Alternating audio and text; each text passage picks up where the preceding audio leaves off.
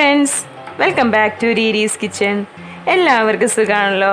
ഇനി ഞാൻ നിങ്ങൾക്ക് പ്രിപ്പയർ ചെയ്ത് കാണിച്ചു തരുന്നത് നമ്മുടെ ചായക്കടയിൽ നിന്നൊക്കെ കിട്ടുന്ന നല്ല മൊരിഞ്ഞ ഉള്ളിവടയാണ്. അപ്പോൾ ഇതെങ്ങനെ പ്രിപ്പയർ ചെയ്യുന്നതെന്ന് നോക്കാം. ഞാൻ ഇനി നിങ്ങൾക്ക് കുറച്ച് ചായക്കടയിലെ പലഹാരങ്ങളൊക്കെ ആയിരിക്കും നിങ്ങൾക്ക് കാണിച്ചു തരുന്നത്. നമുക്കെല്ലാവർക്കും വീട്ടിൽ പ്രിപ്പയർ ചെയ്യാൻ പറ്റിയ എന്നാൽ എല്ലാവർക്കും കഴിക്കാൻ വലിയ ആഗ്രഹമുള്ള കുറേ പലഹാരങ്ങൾ നമുക്കിനി കാണാം. അപ്പോൾ നമുക്കിതെങ്ങനെ പ്രിപ്പയർ ചെയ്യുന്നതെന്ന് നോക്കാം. അതിനു മുന്നേ എൻ്റെ ചാനൽ ആദ്യമായി കാണുകയാണെങ്കിൽ സബ്സ്ക്രൈബ് ചെയ്യാൻ മറക്കരുത്. എൻ്റെ വീഡിയോ ഇഷ്ടപ്പെട്ടാൽ അത് ലൈക്ക് ചെയ്യാനും ഫ്രണ്ട്സിനൊക്കെ ഷെയർ ചെയ്യാനും മറക്കണ്ട.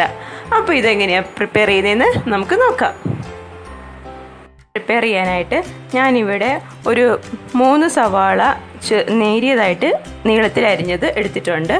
3 വലിയ സവാളയാണ് ഞാൻ എടുത്തത്. അല്പം കറിവേപ്പില ചെറുതായി അരിഞ്ഞത് ചേർത്ത് കൊടുക്കാം. ഇനി ഇതിലേക്ക് ഒരു 4 പച്ചമുളക് ചെറുതായി അരിഞ്ഞത് അതും ചേർത്ത് കൊടുക്കാം. ഈ കറിവേപ്പിലെല്ലാം നല്ലോണം ചെറുതായിട്ട് അരിഞ്ഞത് വേണം ചേർത്ത് കൊടുക്കാനായിട്ട്. ഒരു കുഞ്ഞു കഷ്ണം ഇഞ്ചി ചെറുതായിട്ട് അരിഞ്ഞത് ചേർത്ത് കൊടുക്കാം. ഇതിലേക്ക് ഇനി നമുക്ക് ആവശ്യത്തിനുള്ള ഉപ്പും കൂടെ ചേർത്തിട്ട് നല്ലപോലെ ഇത് മിക്സ് ചെയ്തെടുക്കാം.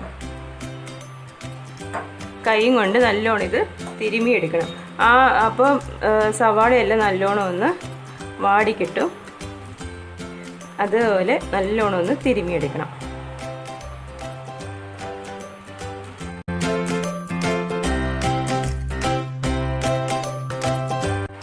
അപ്പോൾ സവാള നല്ലോണം നമ്മൾ ഉപ്പും കൂട്ടി തിരുമിയതുകൊണ്ട് തന്നെ അതിൻ്റെ നീരൊക്കെ നല്ലോണം ഇറങ്ങിയിട്ടുണ്ട്. നമുക്കിതിലേക്ക് ഒരു നുള്ള് മഞ്ഞൾപ്പൊടി ചേർത്ത് കൊടുക്കാം. എന്നിട്ട് നല്ലോണം ഒന്ന് മിക്സ് ചെയ്ത് കൊടുക്കാം. ഇതിലേക്ക് നമുക്ക് ഒരല്പം കായപ്പൊടി ചേർത്ത് കൊടുക്കുക. ഒരല്പം മതി. ഇതിലേക്ക് ഞാനിവിടെ ഒരു 3 ടേബിൾ സ്പൂൺ കടലമാവ് എടുത്തിട്ടുണ്ട്. അത് ചേർത്ത് കൊടുക്കുകയാണ്. 3 ടേബിൾ സ്പൂൺ എടുത്തിട്ടുള്ളൂ. അതുപോലെ 1 ടേബിൾ സ്പൂൺ മൈദയും കൂടെ ചേർത്ത് കൊടുക്കുകയാണ്. എന്നിട്ട് ഇത് നമുക്ക് നല്ലപോലെ ഒന്ന് മിക്സ് ചെയ്യാം.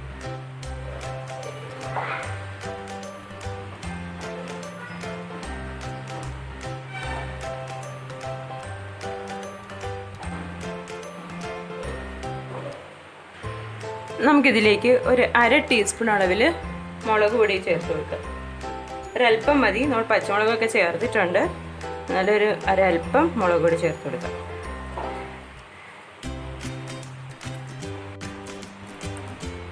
ഒരല്പം വെള്ളം ഒഴിച്ച് ഒരല്പം മതി ഒന്നിങ്ങനെ തൂവി കൊടുക്കുക.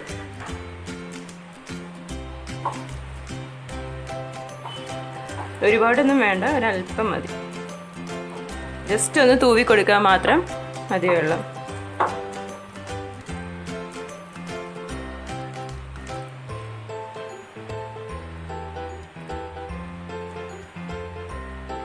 ഇത്രയും മതിയാകും. നമുക്കിതിനി ഇങ്ങനെ ഫ്രൈ ചെയ്തെടുക്കാൻ പറ്റും. നമുക്കിതിനി ഒരല്പം നേരം ഒരു 10 മിനിറ്റ് നേരം ഇതിങ്ങനെ അടച്ചു വയ്ക്കാം. അത് കഴിഞ്ഞിട്ട് നമുക്ക് ചൂടെണ്ണയിൽ വറുത്ത് കോരാം. എണ്ണ ഇവിടെ ചൂടാൻ വെച്ചിട്ടുണ്ട്. ഞാനിവിടെ ഇപ്പോൾ എടുത്തിരിക്കുന്നത് സൺഫ്ലവർ ഓയിലാണ് ഞാൻ എടുത്തിരിക്കുന്നത്. നിങ്ങൾക്ക് ഏത് എണ്ണ വേണമെങ്കിലും യൂസ് ചെയ്യാം. ഇപ്പം വെളിച്ചെണ്ണ ആണെങ്കിലും കുഴപ്പമില്ല, നല്ലതായിരിക്കും. ഇനി ഇത് നല്ലപോലെ ചൂടായിട്ട് വേണം നമുക്ക് നമ്മുടെ ആ ബാറ്റർ ഇതിലേക്ക് ഇട്ട് കൊടുക്കാനായിട്ട്. ചൂടായിട്ടുണ്ട്. ഞാനപ്പം ഇതേപോലെ ഏതെങ്കിലും ഷേപ്പ് എടുത്താൽ മതി. ഇപ്പോൾ റൗണ്ടിലോ അല്ലെങ്കിൽ ഇതേപോലത്തെ ഒരു ഷേപ്പിൽ ഇത്തിരി പരത്തിയിട്ടാണെങ്കിൽ നമുക്ക് എടുക്കാം. ഇതേപോലെ ഒരു ഷേപ്പിലാക്കിയിട്ട് നമുക്കിത് ഫ്രൈ ചെയ്തെടുക്കാം. ഒരു മീഡിയം ഫ്ലെയിമിൽ വെച്ചാൽ മതി, വലിയ തീ വേണ്ട. നല്ലോണം എണ്ണ ചൂടായിട്ട് ഇട്ടിട്ട് ബാറ്റർ ഇട്ട് കഴിഞ്ഞിട്ട് മീഡിയം ഫ്ലെയിമിലേക്ക് ആക്കാം.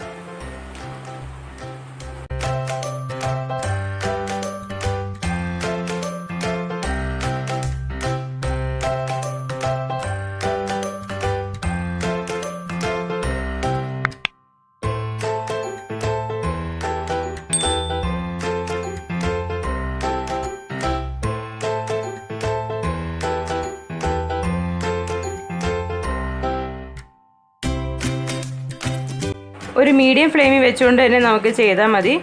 കാരണം നമുക്കിതിൻ്റെ മാവൊക്കെ ഒന്ന് ഫ്രൈ ആയിട്ട് വരണമല്ലോ, വെന്ത് വരണം. അതുകൊണ്ട് തന്നെ മീഡിയം ഫ്ലെയിമിൽ ഇട്ടാൽ മതി. വലിയ ഫ്ലെയിമിൽ ഇടുമ്പോൾ പെട്ടെന്ന് സവാളയെല്ലാം കരിഞ്ഞു പോവേ ചെയ്യുള്ളൂ. അപ്പോൾ നമുക്കിത് നല്ലോണം ഒന്ന് ഫ്രൈ ചെയ്ത് എടുക്കാം. അങ്ങനെ നല്ല മൊരിഞ്ഞ ഉള്ളിവട ഇവിടെ റെഡി ആയിട്ടുണ്ട്. നല്ല ചൂട് ചായക്കൊപ്പം നല്ല സൂപ്പർ ടേസ്റ്റി ആയിട്ട് നമുക്കിത് കഴിക്കാവുന്നതാണ്. അപ്പോൾ ഇതെല്ലാവരും ട്രൈ ചെയ്ത് നോക്കണം. അപ്പോൾ വേറൊരു ചായക്കട റെസിപ്പി ആയിട്ട് വരുന്നവരേക്കും till then take care, by.